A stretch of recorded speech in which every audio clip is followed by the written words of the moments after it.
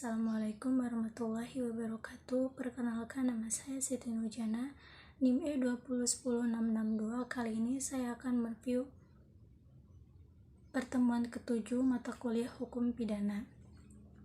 Telah dijelaskan mengenai kesalahan atau pertanggungjawaban pidana. Kesalahan adalah keseluruhan syarat yang memberi dasar untuk adanya pencelaan pribadi terhadap perbuatan pelaku tindak pidana. Unsur-unsur kesalahan: 1. Kemampuan bertanggung jawab. 2. Adanya hubungan batin antara pelaku dengan perbuatannya, yaitu yang berupa kesengajaan atau kealpaan. 3. Tidak adanya alasan pemaaf. Dijelaskan pula mengenai kesengajaan, yakni artinya menghendaki dan mengetahui. Jadi dikatakan sengaja apabila pelaku menghendaki apa yang dilakukannya dan mengetahui perbuatan yang akan dilakukannya.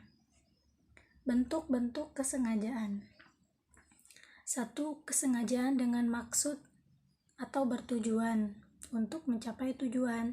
2. Kesengajaan dengan sadar kepastian atau keharusan. 3. Kesengajaan dengan sadar kemungkinan atau bersyarat. Contoh yang pertama yaitu A menempeleng B dengan maksud B merasa sakit dan kapok untuk tidak berbohong lagi. Contoh yang kedua, A hendak membunuh B dengan menggunakan pistol sementara si B sedang duduk di balik kaca restoran. Penembakan terhadap B pasti akan memecahkan kaca milik restoran itu. Terhadap pecahnya kaca ada kesengajaan dengan sadar keharusan dari pelaku. Contoh yang ketiga, Ares Kuetat di kota Huizen, negeri Belanda. Teori apa boleh buat atau inkaufnehmen teori. Dalam teori ini, keadaan batin si pelaku terhadap perbuatannya adalah sebagai berikut. 1. Akibat itu sebenarnya tidak dikehendaki, bahkan pelaku benci atau takut akan timbulnya akibat tersebut.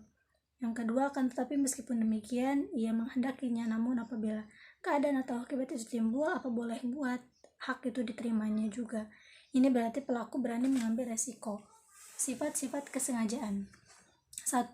Kesengajaan berwarna. 2. Kesengajaan tidak berwarna. Jenis-jenis kesengajaan: 1. Dolus determinatus, kesengajaan tertentu yang ditunjukkan pada objek tertentu. 2. Dolus indeterminatus, kesengajaan tidak tertentu yang tidak ditunjukkan pada objek tertentu melainkan pada sembarang objek dan tidak memperhatikan objek mana yang akan menjadi korbannya. 3. Dolus alternativus, kesengajaan yang ditunjukkan pada objek yang satu atau lainnya, jadi memilih di antara dua objek. 4. Dolus generalis, atau kesengajaan yang ditujukan pada umum. 5. Weberse dolus generalis. 6. Dolus indirectus. 7. Dolus premeditatus. 8. Dolus repentinus atau dolus impetus. Dijelaskan pula mengenai kekeliruan, kesesatan atau salah kira. Disebut juga tidak sengaja. Kesesatan dapat dibedakan menjadi 1. Kesesatan peristiwa. 2. Kesesatan hukum. 3. Kesesatan atau kekeliruan orang. 4. Kekeliruan objek. 5. Penyimpangan sasaran. Yang ke-6. Delik putatif. Kealpaan atau kulfa, kebalikan dari kesengajaan atau dapat disebut kurang hati-hati. Kealpaan dapat dibedakan menjadi 2, yaitu kealpaan disadari dan juga kealpaan tidak disadari. Unsur-unsur kealpaan: 1. Pelaku dapat menduga terjadinya akibat perbuatan. 2. Pelaku kurang hati-hati. Bentuk-bentuk kealpaan: 1.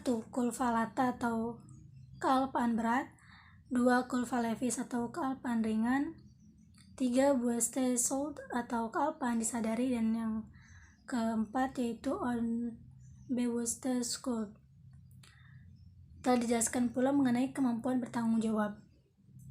Keadaan batin atau jiwa seseorang yang sehat dan normal ketika melakukan tindak pidana. Cara menentukan kemampuan bertanggung jawab ada: 1. Sistem deskriptif atau menyatakan. 2. Normatif atau menilai, dan yang ketiga yaitu sistem deskriptif normatif, gabungan dari sistem 1 dan 2. Tidak mampu bertanggung jawab untuk sebagian, artinya adalah keadaan tertentu dari pelaku yang disebabkan keadaan jiwa sehingga untuk sebagian dinyatakan tidak mampu bertanggung jawab. Ada pula 4 gangguan kejiwaan tersebut, yakni kleptomani, fromani, claustrophobia, and nymphomani. Orang-orang dengan penyakit jiwa tersebut dianggap tidak mampu bertanggung jawab sebagian, yaitu ketika dibuktikan bahwa perbuatan tindak pidana yang dilakukannya ada hubungan dengan penyakitnya, tetapi untuk perbuatan lainnya jiwanya normal, sehingga tindak pidana dapat dimintai pertanggungjawaban. Keadaan mabuk atau intoxication atau drunkenness. Jelaskan pula mengenai alasan penghapus pidana. Alasan yang memungkinkan seseorang yang melakukan perbuatan yang memenuhi rumusan delik atau tindak pidana tetapi tidak dapat dipidana. Alasan seseorang dapat dipidana yakni perbuatan yang memenuhi rumusan tindak pidana tidak merupakan tindak pidana karena tidak bersifat melawan hukum. Alasan pembenar. Alasan yang menyediakan sifat melawan hukum dari perbuatan sehingga menjadi perbuatan yang dibenarkan.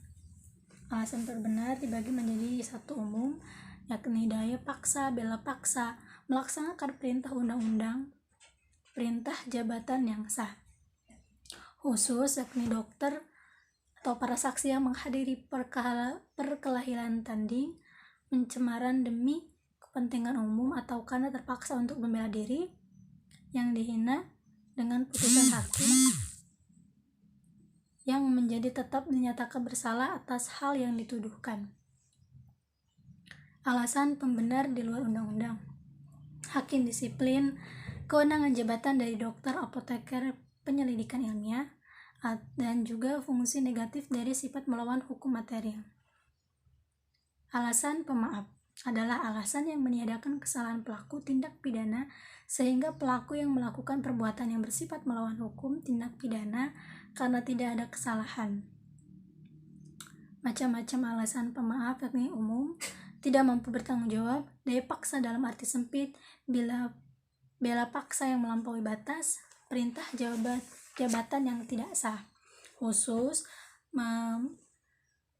mempersiapkan perubahan ketatanegaraan dalam arti umum, penarikan kembali pembujukan untuk melakukan kejahatan, tidak melakukan kepada yang berwajib,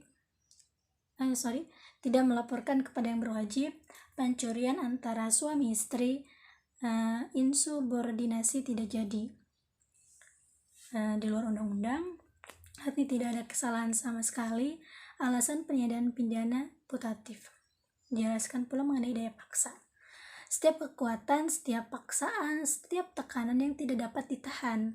Doktrin daya paksa ada daya paksa absolut dan juga daya paksa relatif.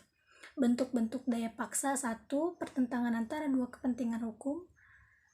2. Pertentangan antara kepentingan hukum dengan kewajiban hukum. 3. Pertentangan antara 2 kewajiban hukum. Bela paksa yakni syaratnya perbuatan harus terpaksa dilakukan untuk pembelaan yang sangat perlu. Pembelaan tersebut dilakukan karena ada serangan yang mendadak. Pembelaan itu hanya dapat dilakukan untuk kepentingan hukum yang dilakukan secara limitatif. Diri sendiri atau orang lain, kehormatan atau kesusilaan sendiri atau orang lain, harta benda sendiri atau milik orang lain. Dijelaskan pula mengenai pengertian dan syarat melaksanakan ketentuan undang-undang, melaksanakan perintah jabatan, dan juga alasan penghapus di luar undang-undang. Sekian review dari saya, kurang lebihnya mohon maaf. Wassalamualaikum warahmatullahi wabarakatuh.